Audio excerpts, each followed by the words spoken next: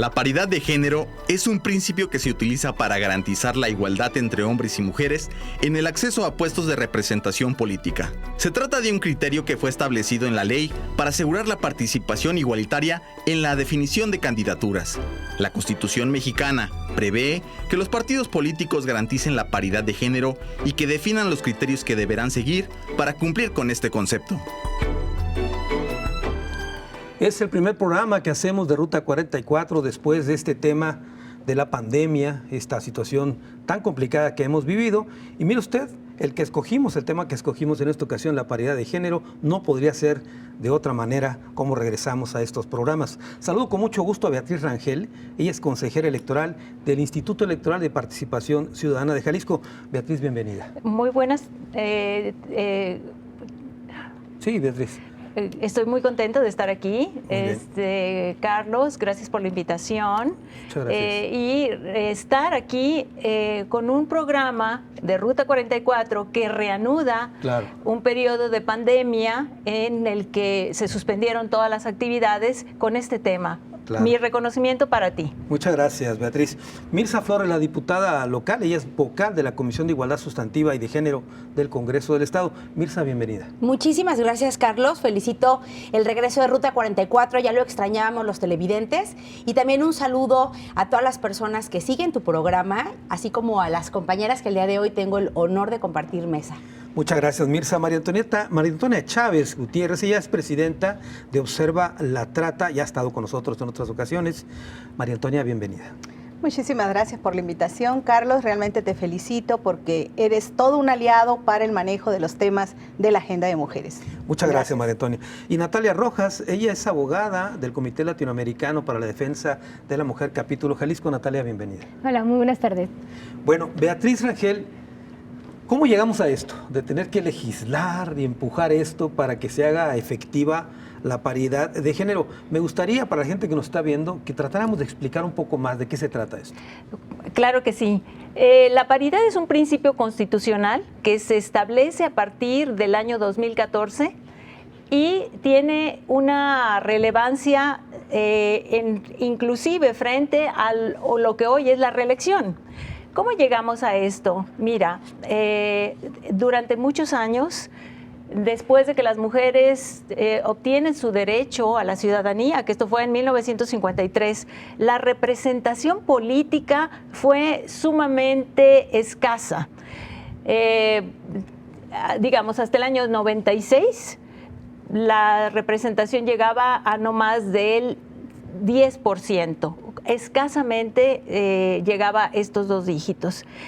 En ese sentido, a partir de este año, las organizaciones de mujeres de la sociedad civil, con el impulso, por supuesto, de actores políticos, aliados, aprueban primero generar medidas afirmativas, cuotas de género, y a partir del año ya 2014 es que se establece este principio que se traduce en que los partidos tienen que registrar 50% hombres y 50% mujeres para todos los cargos de elección. Sin embargo, a partir del año 2019, el Congreso de la Unión también aprueba una importantísima reforma que es conocida coloquialmente como la reforma de paridad en todo, y esta reforma obligaría a todas las instituciones del Estado mexicano, es decir, no solamente a los congresos y el caso de los ayuntamientos, sino también a los ejecutivos, al Poder Judicial, a los organismos autónomos, a observar este principio. Y el año pasado también se encaminó lo que en este año fue la aprobación de una reforma fundamental, que es en materia de violencia política de género, que ya el Congreso del Estado lo armonizó. Esto ya fue publicado en el periódico oficial este año y entró en vigor a partir del 1 de julio. Y en ese sentido tenemos un robusto marco normativo para garantizar los derechos político-electorales de las mujeres, pero todavía falta dar la batalla cultural. Perfecto. Todavía hay mucho por hacer. Vamos a profundizar sobre este punto. Mirza Flores, diputada, usted forma parte de un partido, y habrá que decirlo, por muchos años los partidos jugaron a la simulación con este tema de la paridad y el espacio que le regatearon a las mujeres, Mirza. Así es. A ver, en esta ocasión no solamente vengo representando a Movimiento Ciudadano, soy una mujer que me he dedicado, mi vida profesional, a estudiar a profundidad la historia de las mujeres, la participación de las mujeres en la vida pública, en la vida política, en la vida económica, y desde ahí es en donde también voy a hablar, porque esa ha sido mi postura dentro del Movimiento Ciudadano. En Movimiento Ciudadano no me han regateado mi agenda, porque así fue como yo llegué. Y yo siempre abordo los temas desde la historia y el contexto, porque si no, no podemos entender la realidad de las mujeres con un contexto en donde nos pusieron a todos, vamos a decirlo, en una caja, con una barrera en medio, un muro inquebrantable por siglos, en donde la vida pública la ocupaban los hombres, la vida de los negocios, de la toma de decisiones, y el mundo de lo privado era reservado para las mujeres, para los ancianos, que así está escrito en la historia, para las personas con alguna discapacidad. Entonces, que las mujeres estén empujando esta barrera para poder recorrer esta división de lo público y de lo privado ha costado muchos años. Tenemos de manera consistente los últimos 300 años escribiendo doctrina, literatura, teoría, se ha dicho de todas las formas, ha habido manifestaciones pacíficas, violentas. Las sufragistas es un movimiento que es un parteaguas para la democracia de los países, pero sobre todo para significar el hecho de que las mujeres queríamos participar de la vida pública en los espacios de la toma de decisiones. No es un tema azaroso que de 2014, como bien lo decía Beatriz Rangel, de 2014 a la fecha haya sido un concepto que se incluye en la Constitución. Es una historia la que respalda, es una historia de discriminaciones, de invisibilizar el trabajo de las mujeres, del mundo en la economía como era contemplado, de los clásicos, del pensamiento de la ilustración. Por ejemplo, Adam Smith en Inglaterra escribe y habla de cómo tiene que participar la economía en el mundo, cómo hay una mano invisible que mueve al mundo, pero nunca habla del trabajo doméstico, que es gratuito, y que esa es la mano que en teoría mueve el mundo sin que éste se note. Pero como nunca se habló del trabajo doméstico, viene Carlos Marx a desmontar algunas de las teorías de las que hablaba Adam Smith, y Carlos Marx habla, pues, cómo desmontar estas teorías porque las considera desiguales, pero tampoco vuelve a hablar de las mujeres. Y entonces empieza Carol Pateman, el siglo pasado, a desmenuzar lo que representa el contrato social. El contrato social lo escribe Jean-Jacques Rousseau en la era de la Ilustración en Francia, en la Revolución Francesa, un pensador, filósofo, politólogo, que fue, digamos, el parteaguas entre la Ilustración y la política y la democracia moderna, y nadie hablaba de las mujeres. Muy bien, María Antonia Chávez, una primera intervención. En México el tema de la invisibilización de las mujeres era evidente, pero en la política se daba en forma realmente alarmante, ¿no? Claro, se da. Bueno, sí, se da, cierto, se da y no se daba, ¿no? Incluso esta invisibilidad es en función de cuando uno, desde este compromiso que se tiene de hacer válida el avance normativo que hay ya para la paridad, y que sin embargo hay quienes dicen, es que yo no me daba cuenta, o sea, llevan 20, 30 años trabajando en determinados puestos de elección, de decisión, y dicen, bueno, pero es que ¿cómo me dicen que aquí tiene que haber mujeres? O sea, entonces, ¿dónde estaban las mujeres que podían participar en todo ello? Estaban totalmente invisibilizadas. Entonces, quiere decir que cuando nosotros hablamos de un tema de paridad, tenemos que hablar de la toma de conciencia. No la paridad nada más como el concepto, la paridad como la estrategia normativa que ya está regulada y que nos respalda para defender ese 50% de la participación de las mujeres, sino también la toma de conciencia de todos, de las mismas, de nosotras mismas como mujeres, y de el mundo de los hombres, el mundo de las decisiones, donde dicen, bueno, ¿pero qué les pasa? O sea, ahora resulta que las mujeres no solamente andan peleando el 30, sino que ahora van a pelear el 50.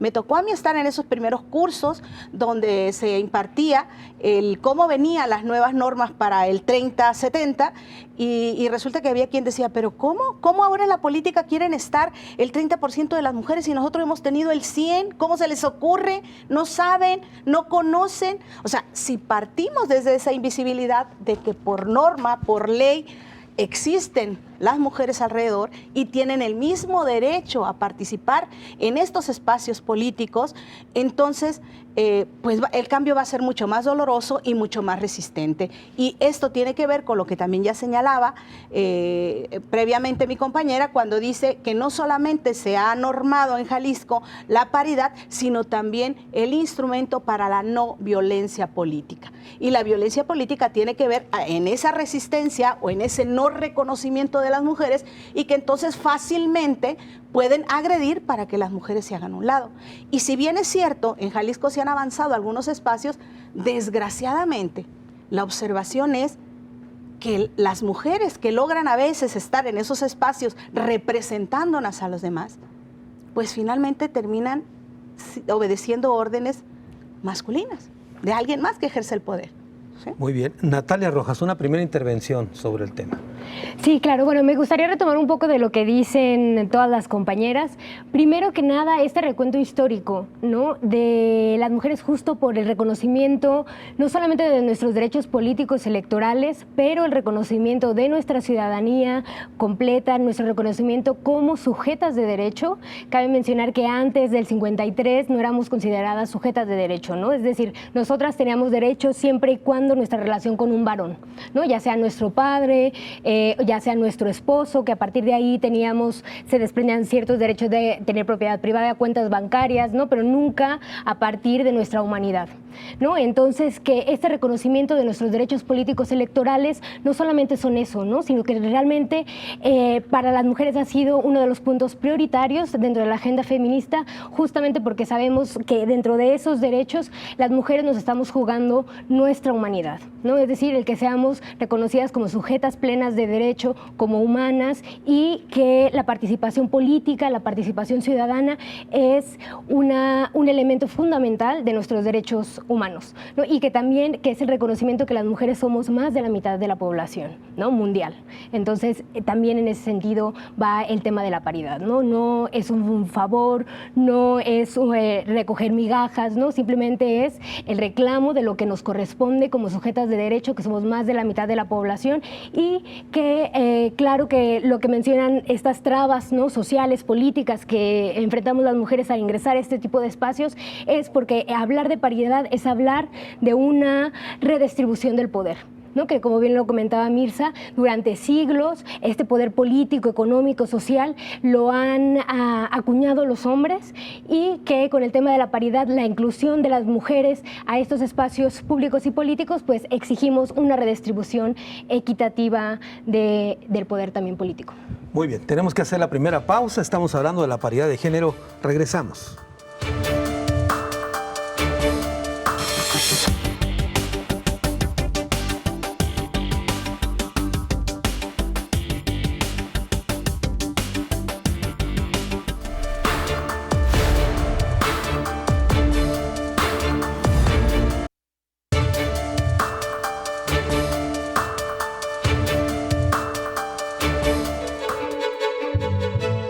Para evitar que los partidos políticos cumplan entre comillas con la paridad de género, al asignar candidaturas en contiendas donde no tengan oportunidad de triunfo, la ley contempla ahora que esto no se coloque a uno de los géneros en distritos donde haya perdido en el proceso anterior. Los organismos electorales podrán rechazar los registros de candidaturas que no cumplan con este principio. Las fórmulas de candidatos, propietario y suplente deberán ser del mismo género. Hablamos de la paridad de género en Ruta 44 y ya habíamos platicado con Beatriz que íbamos a entrar con detalles. Aquí dimos un adelanto. ¿Cómo evitar que a las mujeres se les mande a un distrito donde saben que no tienen oportunidad de ganar? Ya se legisló en la materia. Sí, efectivamente, Carlos, tenemos una reforma en la materia a nivel estatal a partir del año 2017, ¿sí? Hicimos una incidencia, acompañamos desde el Instituto Electoral el reclamo de distintas organizaciones de mujeres de la sociedad civil y trabajamos con el Congreso del Estado, porque fíjate que cuando se hace la reforma, armoniza la reforma de paridad de 2014, aquí se estableció en la Constitución que se exceptuaba de la paridad las candidaturas a las presidencias municipales. Esto provocó que en el año 2015, que fue la elección en la que se puso a prueba por primera vez la paridad en Jalisco, solamente hubiera 5 presidentas municipales, porque los partidos solamente registraron el 9% de sus candidatas del universo total de registros a las presidencias municipales. Y también en el caso de las diputaciones se vio esta subrepresentación. En ese sentido, en el caso de las presidencias, se llevó a cabo una reforma de paridad horizontal, así se llama, que están obligados ahora a registrar el 50% de las candidaturas a municipios, es decir, si son 125 en el estado, 63 y 62. Y el resultado pues fue notoriamente distinto. En 2018 hubo 30 mujeres electas, una cifra histórica. Claro. Porque desde 1995 no se había registrado ese número de mujeres si sumaras todas las que habían quedado desde entonces. Entonces, ahí tenemos una medida que queda ya a nivel constitucional. Derivado de esa reforma también se aprueba que no deben los partidos registrar mujeres exclusivamente, así dice, exclusivamente en distritos perdedores o municipios o en aquellos en que los partidos hayan obtenido la votación más baja. Pero ¿cómo traducirlo? ¿Cómo garantizarlo? Desde el Instituto Electoral lo que hicimos, por cierto, ayer aprobamos nuestros lineamientos de paridad, es establecer bloques de competitividad garantizando que a los partidos de sus votaciones se hace una lista de mayor a menor y esto se segmenta y en cada segmento tienen que garantizar el registro del 50% de hombres y 50% de mujeres. Es decir, tanto a hombres como mujeres les toca la posibilidad de participar como candidatos o candidatas en espacios competitivos, aunque también se tienen que distribuir los de menos competitividad. Pero estas son unas de las formas que se prevén y que ya son realidad para garantizar este principio. Mirza Flores, en el Congreso empujaron mucho este tema también, ¿no? Ya han empujado. Es. A ver, no solamente desde el Congreso hemos impulsado el tema de que este año y los 2 meses pasados se agregó al catálogo de la ley de acceso de las mujeres a una vida libre de violencia, la violencia política, la violencia digital, y esto es porque estamos muy comprometidos con avanzar de manera sustantiva en la materia de no solamente de paridad, sino de generar pisos parejos para las mujeres dentro de la vida pública. En este momento, lo que dice Beatriz Rangel merece que empecemos un diálogo, debate, no porque difiera de sus puntos de vista, sino porque como secretaria general del partido, yo recojo las voces de quienes pues evidentemente sienten vulnerado su derecho de competir, su derecho de participar, que el hecho de que se pongan sobre la mesa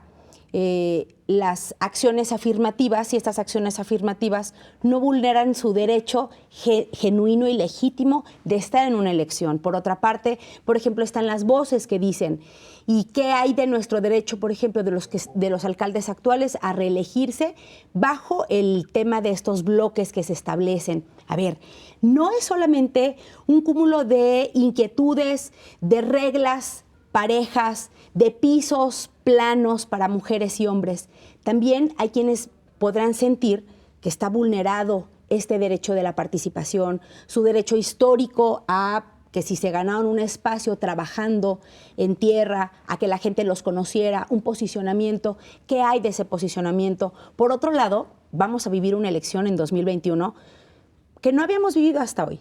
Cada elección es diferente, pero la que vamos a vivir en 2021, no solamente le vamos a agregar ingredientes de un partido en el poder que está desarticulado, pero que tiene presencia. 2 nuevos partidos políticos que merecen competir también en condiciones de igualdad en relación a los partidos grandes. Entonces, a ver, habrá muchas voces y habrá muchas cosas que seguir discutiendo. Lo que el día de ayer se puso en la mesa será seguramente el piso de donde se vendrán una serie de debates hasta que no se apruebe la reforma, ¿no? O sea, claro. Es lo primero que estamos viendo la punta del iceberg. Muy bien, María Antonia, en México se han dado episodios realmente vergonzosos, como el tema, por ejemplo, de las Juanitas, ¿no?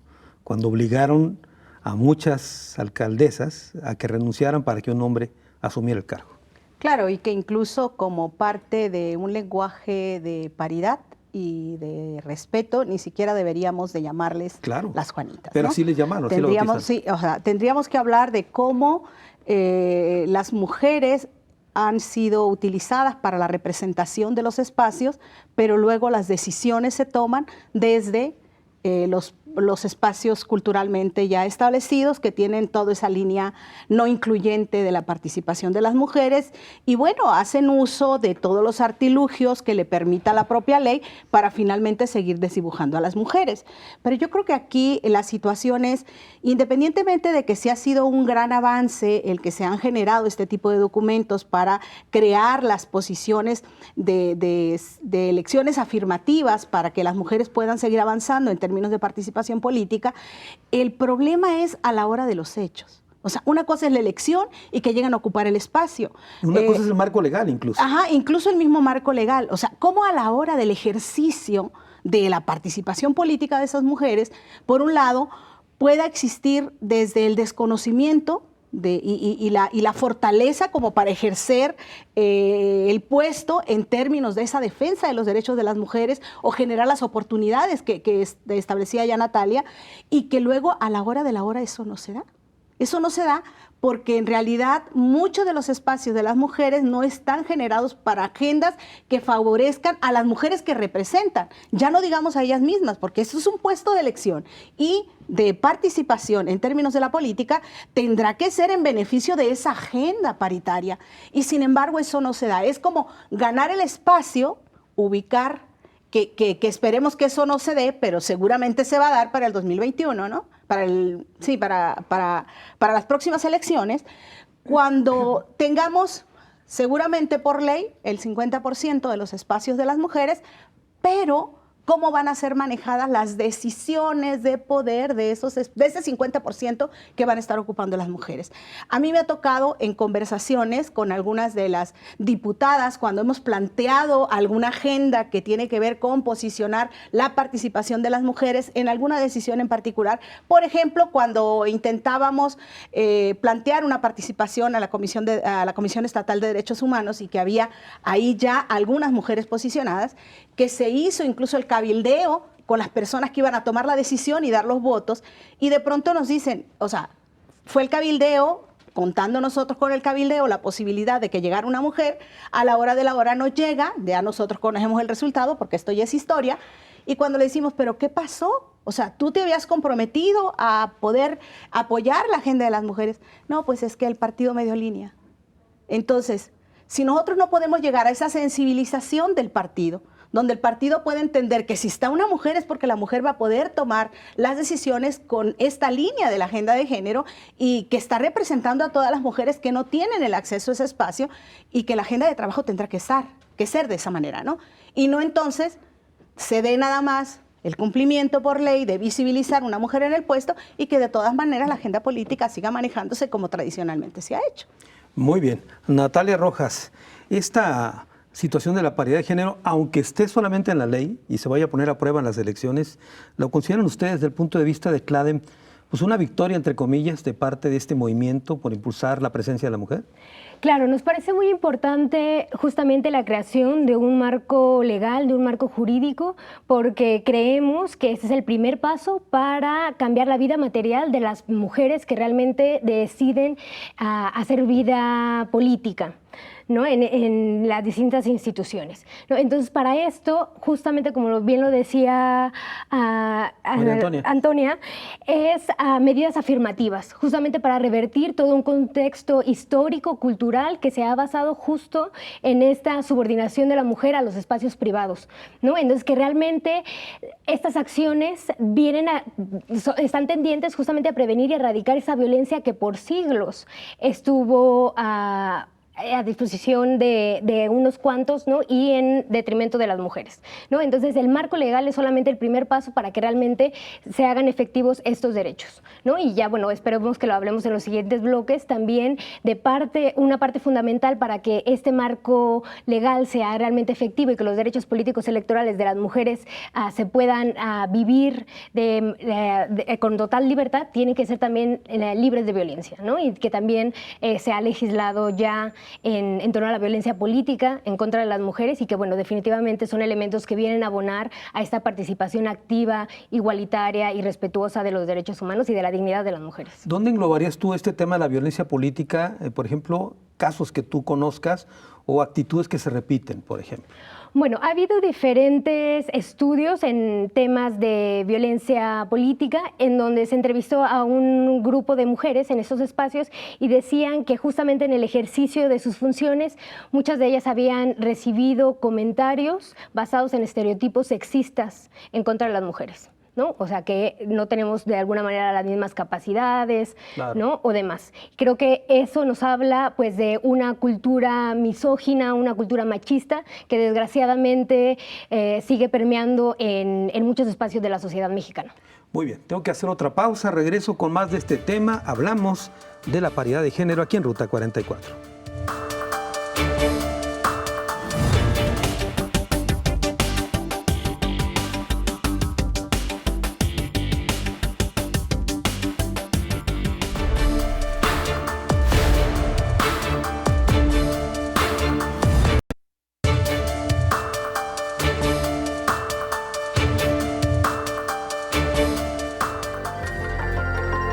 El camino hacia la paridad de género y la equidad en los puestos públicos ha sido en México muy lento. En la historia del país, solo 9 mujeres han sido gobernadoras, la primera en 1979 en Colima. En las elecciones de 2018, de 48 candidaturas a las gobernaturas, solo 11 fueron mujeres. En 40 años y hasta la administración anterior, hubo 236 secretarios de Estado y apenas 23 mujeres han ocupado estas carteras. La paridad de género, el tema que tocamos en esta ocasión aquí en Ruta 44. Beatriz Rangel, no recordé el nombre de este alcalde de un pueblo que en realidad ganó la mujer y luego renunció y lo llamaron a él, era un arquitecto, no recuerdo ahorita el nombre. No recuerdo el nombre yo tampoco, Carlos, pero sí te puedo decir el nombre del municipio, Tenamaxtlán. Bueno. Tenamaxtlán. Sí, yo quería preguntarte por el municipio, no por el nombre del alcalde, sí, que ni su nombre quiero repetir, esa es la verdad. Pero también se tomaron medidas con el caso Tenamaxtlán así es, para evitar que se repitiera esto. ¿Por qué no lo recuerdas? Cómo no, con mucho gusto. Como te decía, en la elección 2018 fueron electas 30 mujeres. De estas 30 mujeres, una de ellas, la electa por el municipio de Tenamaxtlán, el día de la toma de protesta del cargo, inmediatamente después declina, presenta su licencia y lo entrega a favor del candidato a síndico. Este personaje, con mucha naturalidad, dice, sí, es mi cargo. Pero la campaña la hizo él incluso. Inclusive él estuvo en la campaña invitando a votar por él. Esta situación nunca se presentó una queja ante el instituto, pero por supuesto que hubiera sido sancionada porque es una irregularidad y se le hubieran podido otorgar medidas de protección a la candidata para que pudiera desarrollar su campaña. Si me permites comentarlo, este es un caso de violencia política de género. Ella fue presionada por parte de este grupo político al que ella pertenece en ese municipio y afortunadamente lo que pasó después como experiencia a partir de foros de balance que realizamos en los diferentes municipios por región, surge la demanda que fue retomada ya por esta legislatura para reformar la ley del gobierno municipal, que tiene una previsión ahora en la que no es posible que si renuncia una mujer, ocupe el cargo un hombre. Tiene que ser, en este caso, de la planilla, tendría que haber sido otra mujer regidora que hubiera ocupado ese lugar. Esto ya no es posible, ¿no? Y se equipara un poco a este asunto de fraude a la ley que tú comentaste hace un momento a María Antonia respecto de las Juanitas. Claro. O sea, se equipara a eso, pero inmediatamente hubo una respuesta y hoy ya esto no será posible para esta elección. Sí, de hecho, incluso las candidaturas propietarias, la suplente tiene que ser del mismo género. Así es. Las fórmulas son homogéneas por ley. Esto es producto de la reforma 2014 y de una sentencia histórica que hubo antes, la famosa 12.624. En este caso ya está en la ley, las fórmulas tienen que ser de hombre, hombre, mujer, mujer, pero hay una excepción. Hay una excepción hoy también en la ley que se deriva de una incidencia que hicimos aquí en Jalisco, por cierto, en 2018. Hoy las fórmulas que corresponden a hombres sí pueden llevar como suplente mujer. Pero no al revés. De acuerdo. Así es. Eso está bien. Eso quedó ya hoy en la última reforma a la legislación, con la reforma de violencia política, y esto se derivó de nuestros lineamientos que aprobamos hace 3 años, que fueron judicializados, llegaron a la Sala Superior. Y con mucho orgullo te digo que gracias a la incidencia de las mujeres de la sociedad civil se logra que los criterios se confirmen. Primero se siente precedente a través de una jurisprudencia y ahora está ya en la ley. Muy bien. Mirza, déjame hablarte en términos como hablan los políticos de partido. Dicen que no hay suficientes cuadros para llenar las posiciones, etcétera. En el caso, por ejemplo, de esta fórmula que tiene que ser 50%, ¿hay los suficientes cuadros de mujeres para todas las posiciones? Siempre habrá suficientes cuadros. Aquí lo único que pudiera diferir de la situación que vivimos en zona metropolitana es dentro del interior del estado, en donde me topo casi a diario con comentarios que tienen que ver con un poco de violencia política, no porque sea directa, pero es indirecta, lo que mencionaban mis compañeras de mesa. Llegamos a los municipios buscando, mi labor es ir y buscar mujeres con suficiente liderazgo, que quieran salir a tocar puertas, que quieran contender por una elección, que se atrevan a dar un paso al frente. Y muchas de ellas a veces me dicen, es que necesitas platicar con mi esposo. O los liderazgos masculinos de los municipios en donde llego, que me van a presentar a ciertas mujeres, me dicen, pero con el que primero hay que platicar es con su marido. Este nudo gordiano de la ley versus patriarcado igual a cultura, ese lo tenemos que desenmarañar día con día. Y de verdad no es un asunto que yo te conteste como política, te contesto como mujer, como política, como feminista, como diputada. ¿Cómo desenmarañamos este tema de la cultura? No se desenmaraña ni con las buenas voluntades, con acción del Instituto Electoral y de Participación Ciudadana, de la academia, de las activistas. Se desenmaraña a través de la educación. Yo insisto que si no nos metemos a que las universidades en sus programas educativos tengan perspectiva de género, en la educación media, en la educación básica, estaremos en igualdad de condiciones, no importa cuántas acciones afirmativas y por cuántos años las sigamos implementando, porque las acciones afirmativas son medidas especiales de carácter temporal mientras la cultura cambia. El día que cambie, no será necesario implementar estas medidas especiales porque la cultura ya dio su vuelta de tuerca. Pero estamos lejos de la vuelta de tuerca. Esa es una realidad. Estamos lejos de pensarnos o de asumirnos que ya le dimos la vuelta a la página. Mientras más las mujeres salimos al plano de lo público, ocupamos espacios en la política, en las empresas, cargos de toma de decisiones, más violencia hay contra las mujeres.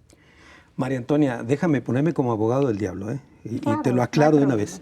El tema de la cultura, ¿qué tanto está, como dice la diputada, ahí enmarañado, y qué tanto una mujer permite que otra mujer avance? Claro, yo creo que estás tocando 2 temas cruciales en el avance de la agenda de género, ¿no?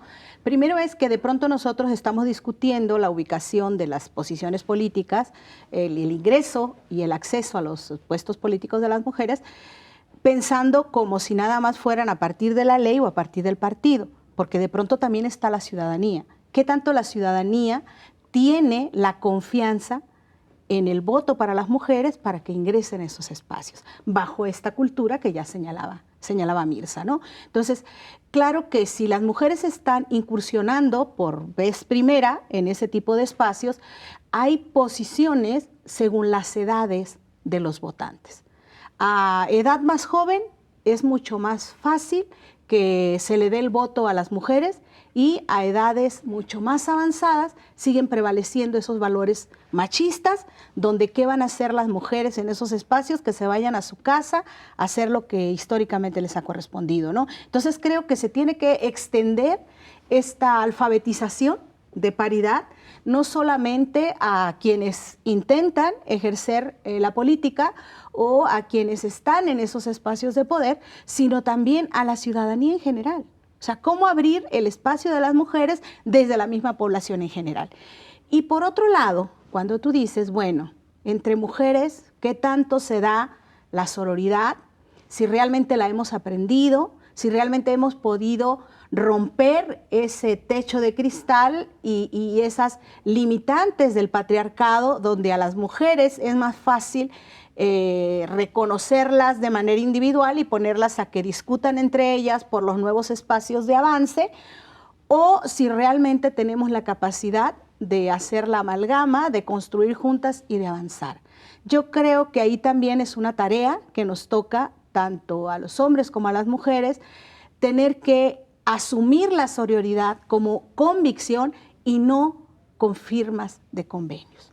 Yo he visto que de pronto, cuando recién acceden a cargos de representación política, se hacen ese tipo de agendas y vamos a ejercer la firma de un convenio, porque ahora entre hombres y mujeres vamos a tratar a las mujeres como tales y entre las mujeres también.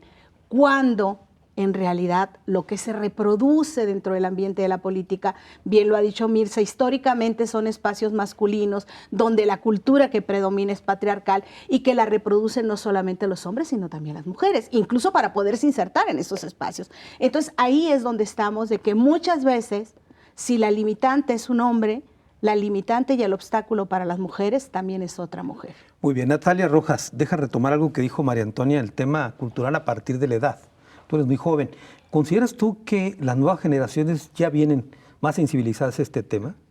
Sí, definitivamente. Bueno, para empezar, saber que ya tenemos 67 años, ¿no?, de la historia de las mujeres ya construidas a partir del reconocimiento de nuestra ciudadanía, de nuestra humanidad, ¿no? Entonces, lo que vemos, lo que hemos visto, sobre todo en este año con el movimiento plural de mujeres feminista, es justamente este cambio de conciencia, ¿no?, en donde ya las nuevas generaciones se saben, se reconocen como sujetas de derechos y exigen no solamente a la sociedad en general, pero al Estado, que se les reconozcan los derechos humanos y como sujetas de derecho, ¿no? Eso es muy importante y pues bueno, recordar también las obligaciones del Estado en temas de derechos humanos y sobre todo ligados con la paridad, que es de prevenir. ¿Qué quiere decir la prevención? Pues crear una cultura basada en la igualdad de género, basada en el respeto de los derechos humanos, basada en el derecho fundamental de todas las mujeres a vivir vidas libres de violencia y en igualdad, ¿no? Creo que eso es muy importante y que creo que sí es un cambio paradigmático que estamos viviendo hoy en día las mujeres, ¿no? Y sobre todo las mujeres jóvenes que estamos tomando la voz por nosotras, ¿no? Ya no buscamos representaciones ni de partidos políticos, ni del gobierno, ni de otras instancias, ¿no? Vemos que somos las mujeres por las mujeres, ¿no? Desde muchos frentes, desde el activismo, también en instancias gubernamentales, desde otros aparatos, pero que nos representamos por nosotras mismas, ¿no? Que eso también tiene que ver justamente con que las mujeres que lleguen a estos espacios realmente tengan una autonomía, ¿no?, para ejercer también el poder desde esta autonomía, porque y no seguir reproduciendo estas formas de ejercer el poder, ¿no? Y que realmente cuando una mujer llegue a estos puestos de representación, pues realmente esté representando la agenda de las mujeres, ¿no? Porque también la exclusión de las mujeres de estos espacios ha significado la invisibilización de las violencias que se ejercen en nuestra contra, ¿no? Que por ejemplo la salud de las mujeres no haya sido parte integral de toda una agenda de salud, de educación, es decir, que las mujeres hayamos sido excluidas de la vida política, de la vida pública, nos ha excluido de otras ramas, ¿no? Entonces, saber que es una mirada integral, ¿no? Muy bien. Tengo que hacer otra pausa, es la última, regreso a las conclusiones del programa.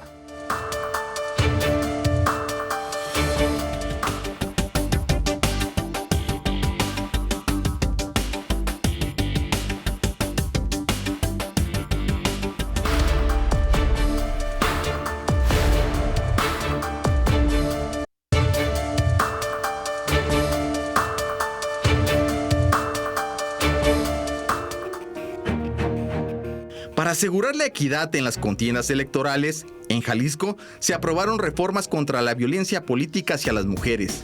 Como parte de las modificaciones encaminadas a garantizar también la igualdad en la participación política, las autoridades electorales deben vigilar la perspectiva de género en monitoreo de campañas y se sancionará a quienes impidan una campaña o la competencia electoral en términos de igualdad.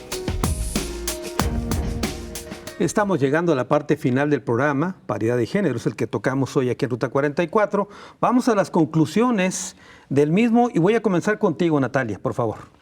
Claro, bueno, las conclusiones es que sea un tema que constante estemos reflexionando, ¿no? Entre todas y todos, pero sobre todo entre mujeres, ¿no? ¿Qué tipo de representación queremos? ¿Cómo queremos llegar a esos espacios? Justamente que creemos pues nuestras exigencias, nuestra agenda política propia y pues bueno, que nos involucremos en la vida política también del país, ¿no? Que tomemos ese 50 que nos corresponde en todos los espacios y pues bueno, que sigamos también con estas exigencias y estos activismos que hacemos y con estas articulaciones entre mujeres, ¿no? Que también creo que esas alianzas que hacemos entre nosotras son también las que nos han llevado a tener este panorama legal, social y que realmente esa es la apuesta del cambio cultural que queremos, ¿no? Natalia, han hecho las mujeres un frente para salir a las calles, exigir, etcétera. ¿Tú crees que esa, pues cómo digamos, solidaridad entre mujeres se podrá ver reflejada también ya en la arena política o aflorarán situaciones de confrontación? Creo que definitivamente primero decir que todas esas articulaciones de marchas, de meetings, eso también es hacer política, ¿no? El activismo, el salir a las calles también es involucrarnos en la vida política y ahí pues son las alianzas entre mujeres las que conforman el movimiento amplio feminista, ¿no? Creo que definitivamente esa es la apuesta, ¿no? Generar esas alianzas entre mujeres. María Antonia Chávez, tus conclusiones. Bien, creo que hablar de paridad es ejercerla desde nuestra toma de conciencia y que no solamente es una responsabilidad de las mujeres el que garanticemos el espacio del 50% ahí, también es una responsabilidad de los hombres de tomar conciencia de cómo ejercen el machismo, de cómo ejercen la violencia política, de cómo ejercen ese comportamiento patriarcal, autoritario, y que bueno, solo a partir de cuando lo asumimos dentro de nosotros mismos, donde nos damos cuenta, tú mismo lo has dicho, Carlos, o sea, cuando te cae el 20 de decir, sí, no estoy siendo paritario en las decisiones que tomo cotidianamente, entonces si no somos capaces de asumirlo de esa manera, de incluir a las mujeres en términos paritarios en las acciones cotidianas, entonces no podremos hablar de una paridad solo por una representatividad política. Tendremos que hacerlo cuando lo hagamos en los pequeños detalles de todos los días, donde estemos a la par, hombres y mujeres, como ciudadanos, como ciudadanas, haciendo la realidad de nuestro país. María Antonia, ¿dirías tú que este término paridad de género en el proceso electoral que viene se va a hacer efectivo más por responsabilidad de los hombres que de las mujeres? Es decir, si esto les cae el 20 también y las autoridades realmente cumplen lo que marca la ley. Mira, quisiera ser más utópica y pensar en términos de la esperanza, ¿no? De que sea así. Desafortunadamente las resistencias patriarcales son muchas. No va a ser fácil, no va a ser sencillo, pero si las mujeres hemos hecho el suficiente esfuerzo para llegar al momento en el que estamos, será responsabilidad de las mujeres también exigir que se respete. Y bienvenidos todos aquellos hombres que vean en la paridad un avance cívico, un avance realmente civilizatorio. Muy bien. Mirza Flores, tus conclusiones. Pues creo que quiero ver ya también el final de la película, porque hemos establecido las mujeres desde todas las esferas, las bases para que tanto en el plano legislativo como en el plano reglamentario se pongan pisos parejos, lo que sí es un reto extraordinario para los partidos políticos, y no solo lo digo por Movimiento Ciudadano, sino para todos los partidos políticos, no violentar la constitucionalidad del derecho de oportunidad. Hombres y mujeres tienen el derecho de participar en la política, de ver reconocido el esfuerzo de su trabajo en calle, en la academia, en la enseñanza. ¿Por qué? Pues porque mujeres y hombres de manera paritaria queremos participar. Yo soy de las que creo que por supuesto que hay mujeres capacitadas para cualquier cargo al que se les invite o por el que compitan. Lo que sí es que también creo en las competencias leales. Yo soy una diputada que las 2 veces que lo he sido ganando votos en tierra, ha sido tocando puerta por puerta, ha sido presentándome en mercados, plazas, salones de clases, escuelas, universidades. ¿Por qué? Porque ese es también el reto que tenemos las mujeres, salir y ser competitivas. ¿Cómo tenemos que seguir? Pues trabajando arduamente porque la cultura aún nos juega en contra. Siguen en el Estado de Jalisco votando más por hombres que por mujeres. Más o menos el 30% de las mujeres que se postulan ganan una elección, el 70% lo pierden. Y eso nos dice que donde tenemos que enfocar nuestros esfuerzos es en la educación. Ahora, el 70% lo pierden, ¿no será también por el tema de los distritos donde no hay posibilidad de ganar? No, porque cada vez hay mucha complejidad con los cambios políticos. Y ahora tú no puedes decir que alguien tiene seguro ganar un distrito o un municipio.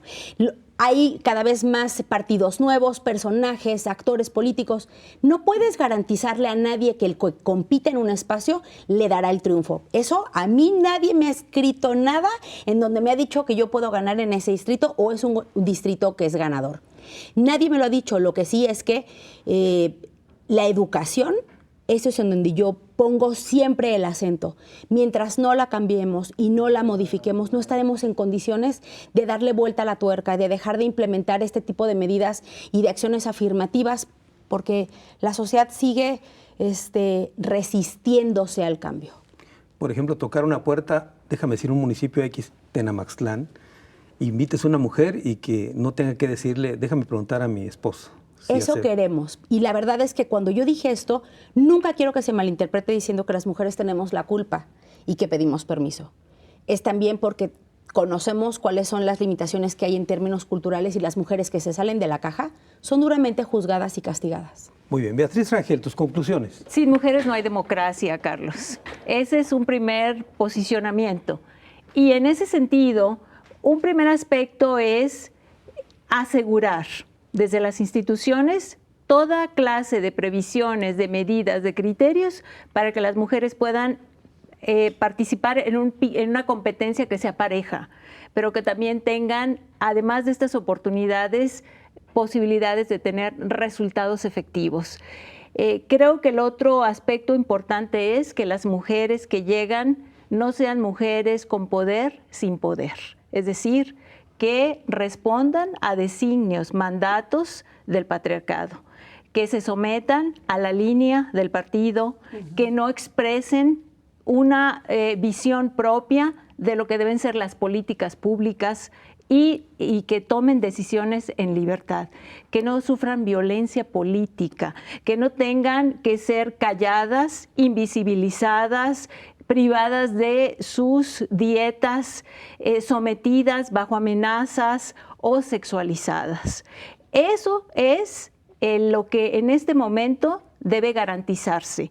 Y comparto también que las mujeres se tienen que organizar, tienen que crear redes solidarias, redes con la sociedad civil, con la academia, con otras instituciones para poder establecer mecanismos de defensa.